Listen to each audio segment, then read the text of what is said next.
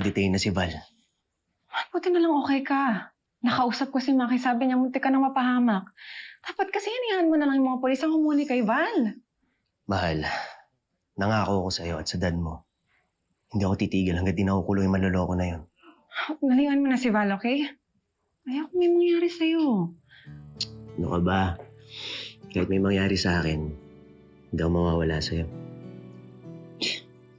Gerald, Dad, ay, sir. congratulations. Good job. Pero tama si Gina. Leave the criminals to the police. Baka may mangyari sa'yo. Yes, sir. Ngayon, sa opisina, boss mo ako. But it's okay, you can call me Dad. Sige po. Dad. Good. So bukas, may schedule tayo. I'd like you to spend a few days with me. I'd like to mentor you. Excuse me, I have to take this call.